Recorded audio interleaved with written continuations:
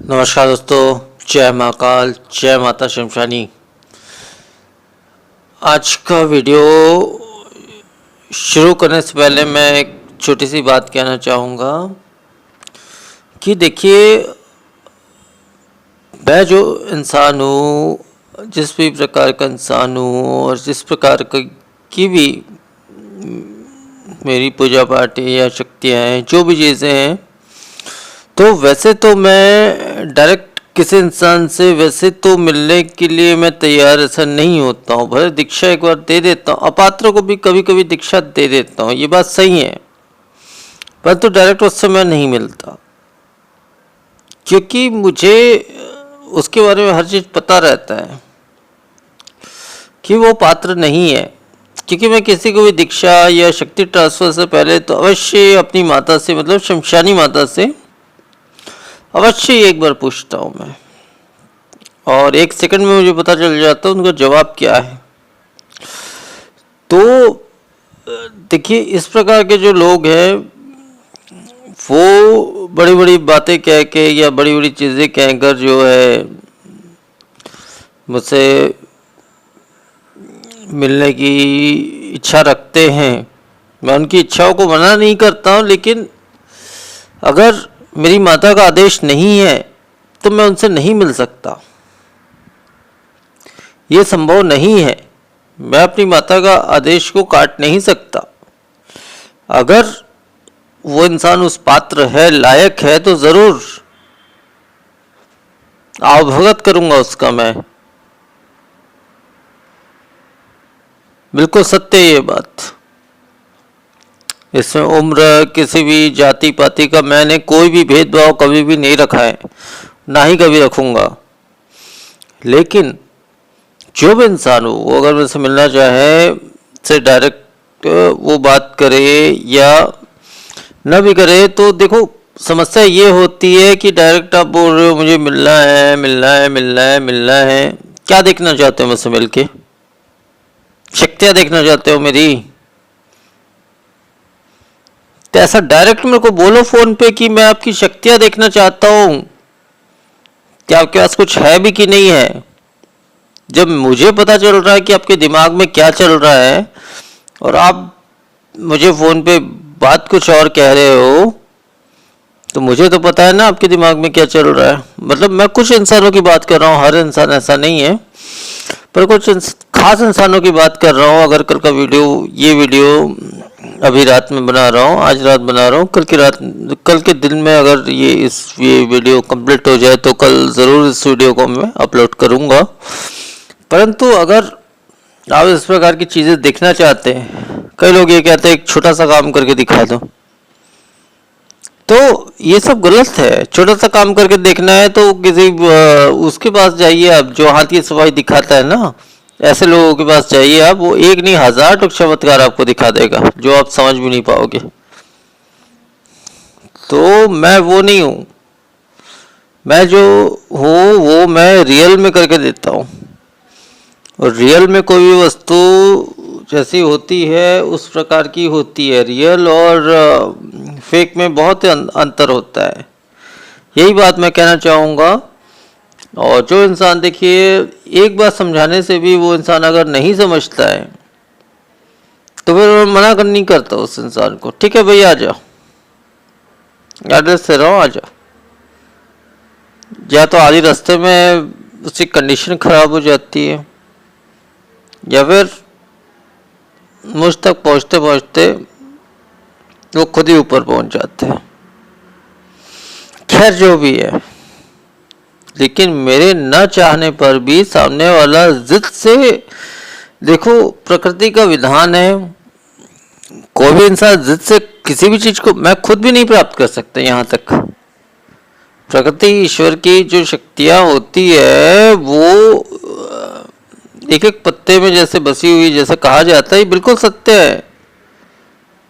तो उसमें मैं स्वयं भी कुछ नहीं कर सकता।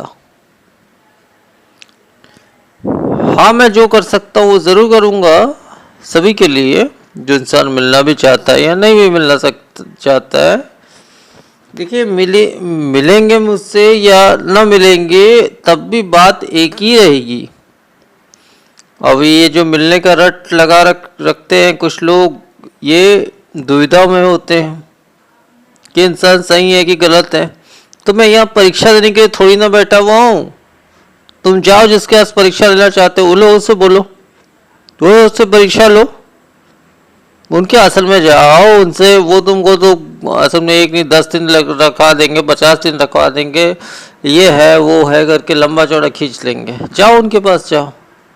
अब मैं ऐसे चैनल वालों का नाम नहीं लेना चाहता इस वीडियो में, क्योंकि जो भी है मैं किसी के खिलाफ कुछ बोलना नहीं चाहता, लेकिन ऐसे बहुत से चैनल्स हैं और बहुत से ऐसी पत्रिकाएं या चीज़ें हैं जिसमें बहुत से बड़े बड़े लोगों के नाम छपते हैं। तो मुझे उनसे कोई मतलब नहीं है, वो अपनी जगह में रहे। मैं ना उनकी वीडियोस या उनकी लिखावट देखता हूँ, ना मुझे उनसे कोई मतलब है। केवल मैं अपने कार्य में ध्यान देता हूँ, दूसरों से मुझे कोई भी मतलब नहीं है। तो इतना ही कहूँगा कि देखिए, अगर आपको वाकई में मिलना है जो भी है, चलो ठीक है, ठीक है, मैं आपसे मिलूँगा। लेकिन हाँ, अभी तक ये चीज़ मैंने नहीं रखा, लेकिन अब शुल्क रखूँगा उस चीज़ का, क्योंकि ऐसे बहुत से लोग हैं जिनको शंका है कि मैं उनका पैसा खा लूँ 2-4-5। अरे भाई 2-4-5 हज़ार भाई आप मुझसे ले जाओ, मैं आपसे ना कुछ ब्याज लूँगा ना कुछ लूँगा, जो भी ऐसे ही दे दूँगा। लेकिन उस प्रकार से मिलना और ये सब झूठ वूठ बात बोल के क्या मतलब है? डायरेक्ट बोल रहा मुझे विश्वास नहीं है करके। आज भी एक आदमी का फ़ोन आया था, उस दिन भी 2-1 दिन के अंदर भी मेरे पास फ़ोन आया था, और उनका नंबर डिस्प्ले तो नहीं करना चाहता मैं, हालांकि क्योंकि नेट में जो भी है मेरा चैनल कहीं ना कहीं थोड़ा सा आगे बढ़ा है, जैसा भी आगे बढ़ा है जो भी है, तो मैं नेट में शेयर करूँगा। तो जो मुझे चाहते होंगे वो ज़रूर उनको फ़ोन करके उल्टा पुल्टा बोलेंगे। तो मैं ये सब चीज़, देखो किसी की बुराई मैं नहीं चाहता, किसी को बुरा नहीं चाहता, तो इसलिए मैं वो नंबर वगैरह उसका नाम वगैरह मैं शेयर नहीं कर रहा हूँ ये सब इंसानों का। लेकिन देखिए एक लिमिट होती है, और लिमिट से ऊपर अगर कोई भी इंसान चला जाता है तो उसका जो भी दंड रहता है, मेरे लाइन में पहले भी मैं बता चुका हूँ, मेरे लाइन में माफ़ी नाम की कोई वर्ड नहीं है, कोई शब्द नहीं है। गलती करेगा इंसान तो उसको सज़ा मिलनी ही मिलनी है, और क्या सज़ा है वो तो या तो शमशानी माता तय करेगी या मैं तय करूँगा। अधिकांश मैं ही तय करता हूँ, अधिकांश, तो वो सज़ा उसको भुगतनी ही पड़ेगी। तो इसलिए ऐसा ख्वाब मत देखिए, उन लोगों के लिए मैं कह रहा हूँ, सभी के लिए नहीं कह रहा हूँ, ऐसा ख्वाब मत देखिए जो पूरा हो या ना हो, ऐसा ख्वाब मत देखिए। इतना ही कहूँगा। अगर विश्वास हो तभी मेरे से जुड़िए, अन्यथा तो मेरे से बिल्कुल भी मत जुड़िए, ना मुझे फ़ोन कॉल्स कीजिए ना मैसेज करिए, नहीं तो फिर जो बुरा होगा ना, तुम्हारा पूरा परिवार ही खत्म हो जाएगा। क्योंकि मेरा ये नियम रह गया है शुरू से है कि मैं शुरू में दुश्मन को डायरेक्ट नहीं मारता। मेरा सजा देने की जो तरीका है, डायरेक्ट दुश्मन को नहीं मारता, उसके सबसे करीबी को मारता हूँ, ताकि उसको सबसे ज़्यादा दर्द पहुँचे, वो बौखलाए। इस प्रकार से एक एक करके उसके परिवार के सदस्यों को जिससे उसको मोहब्बत होगी, चाहे वो जो भी हो, वो सबको ख़त्म कर डालता हूँ। अंत में उस दुश्मन का बलि चढ़ाता हूँ मैं, अंत में। और अंत में बलि भी नहीं चढ़ाता उसको, मतलब अपाहिज वगैरह वगैरह वगैरह कर देता हूँ मैं। तो इसलिए मैं यही कहूँगा कि मैं से बेवजह इस प्रकार की चीज़ें ना करें, यही कहूँगा मैं। आज भी 2 इंसान ने इस प्रकार से बातें की मेरे से, एक इंसान ने कहा, अरे भाई मुझे आपसे मिलना है, मैं भी यहीं आपके घर के आसपास का इंसान हूँ, यहीं पे कहीं पे रहता हूँ, जो भी है, तो आई डोंट केयर वो कहीं भी रहता हो। लेकिन मेरी बातों को काट कर वो बिना मेरे इजाज़त की, मैं कोई, देखिए मैं कोई मामूली इंसान तो नहीं हूँ, लेकिन बहुत बड़ा कोई जो भी है ऐसा भी इंसान नहीं हूँ। मिल सकते हो, लेकिन प्रेम भाव से मुझसे मिलने आओगे अवश्य ही आपसे मिलूंगा। गलत भाव से, गंदा भाव से मुझसे मिलने आओगे तो तुम तहस नहस हो जाओगे, नष्ट हो जाओगे तुम। डायरेक्ट मैं कहता हूँ। इस प्रकार से 2-3 इंसान अभी मेरा संपर्क हुआ है जिनसे भी मिलना चाहते हैं, तो वो डायरेक्ट क्यों नहीं बात करते मेरे से, ये बात मेरे को बुरी लगती है। उनका दिमाग में पड़ चुका हूँ, ये बात मेरे को बुरी लगती है। डायरेक्ट बोले ना भाई मैं इतने पैसे दे रहा हूँ, मेरा पैसा वो काम होगा कि नहीं होगा, डायरेक्ट मेरे को बोले, तब मैं अपनी शक्ति का प्रदर्शन करके उसको सामने, अगर मेरी इच्छा होगी तो करूँगा, नहीं होगी तो डायरेक्ट मना कर दूंगा, जा तो अपने रास्ते। अधिकांश तो मैं यही बोलता हूँ, जा अपने रास्ते, तो मेरे को तो इससे कोई मतलब नहीं है। लेकिन अगर मेरे को लगेगा कि वो इंसान है मेरे लायक, तो मैं फिर अपनी शक्तियों का प्रदर्शन करूंगा उसके सामने में। और मुश्किल से एक शक्ति का प्रदर्शन अगर कर दिया ना, तो इंसान जिंदगी भर के लिए उसके मन में खौफ बैठ जाएगा। जैसे मेरी माता को, मेरे स्वयं की माँ को वो खौफ बैठा हुआ है, आज तक बैठा हुआ है। ये बात 20 साल 25 साल पहले की है, जब माता ने मजाक से मेरे को ये कह दिया था कि अरे तू इतना भूत प्रेत रखता है, एक ठोक भूत प्रेत दिखाएगा क्या, या दिखा देगा क्या, जो भी बोली उसने। मैंने कहा ठीक है, अभी इसी वक्त दिखा रहा हूँ। तो फिर मैंने बस मंत्र मारा, वो प्रेत आत्मा उसके सामने आके खड़ी हो गई परछाई रूप में। और मैंने कहा कि यहाँ से हिलना मत, उठना मत, नहीं तो वो कुछ भी कर सकती है। तो उसी प्रकार से उन्होंने प्रत्यक्ष रूप से देखा। और उसके बाद फिर दोबारा कभी भी मैं अगर इस प्रकार से मजाक से भी अगर कभी भी कह दूं, तो मुझे मेरे सामने हाथ जोड़ के मना करती है कि नहीं, इस प्रकार की प्रेत आत्मा को कभी मत बुलाना। और उसके बाद जो है, एक बार जो है ऐसी स्थिति आई थी कि उन्होंने मुझसे ये कहा था कि मैं दुर्गा का दर्शन करना चाहती हूँ। तो मैं महामंत्रों से मात्र 5 मंत्र मैंने पढ़े थे, मुझे आज भी याद है, और एक दीपक जलाया था। मैंने ये कहा था कि इस दीपक के रोशनी में आपको दुर्गा माता का दर्शन अवश्य ही होगा। मैंने फिर उनका दरवाज़ा बन के बाहर में टहलने चला गया था। टाइम देख के 10 मिनट के बाद वापस आया। महाराज जी से मैंने पूछा, उन्होंने कहा कि वाकई में मुझे दुर्गा दर्शन हुई है। तो इस प्रकार से बहुत सी चीज़ें होती है और होते रहेंगी, परंतु इस प्रकार से किसी भी इस प्रकार के साधक को इस प्रकार से परेशान नहीं करना चाहिए, इतना ही कहूँगा।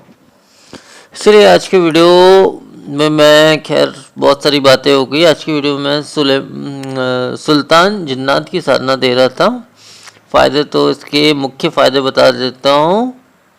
ये हमारे लिए जो है षटकर्म करता है, मारण मोहन इत्यादि दुश्मनों का विनाश करता है, हमें धन धान्य से परिपूर्ण करता है, सामग्री ट्रांसफ़र का कार्य भी ये करता है, पल भर में हमारे लिए हर बाधाओं का, शत्रुओं का नाश करता है, शत्रुओं से हमें हमारी रक्षा करता है, हमें भविष्य की जानकारी भी देता है।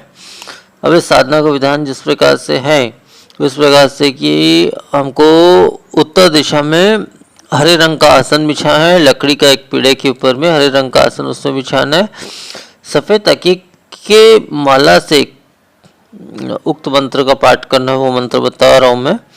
और इसमें सुरक्षा बंधन, सुरक्षा घेरा अवश्य ही लगा ले, क्योंकि ये थोड़ी सी तामसिक प्रवृत्ति की साधना है।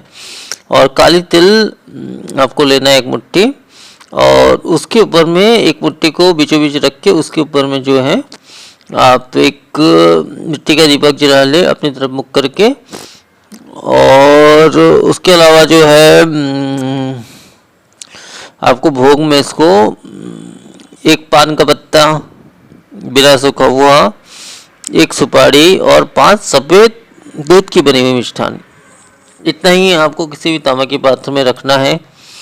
समय जो रहेगा आपका रात्रि के 3 बजे से लेकर ये साधना शुरू होती है, नहीं सॉरी, मतलब 3 रात की ये साधना होती है। मतलब आपको 11 के बाद से साधना करना है, तो 11:15 हो गया, 11:30 हो गया, जब भी आप करो 11 से 4 के बीच आपको इस साधना को करना है। 3 दिन की यह साधना होती है, अधिकांश 3 दिन में ये साधना सिद्ध हो जाती है। अब वो विशेष मंत्र मैं आपको बता देता हूँ,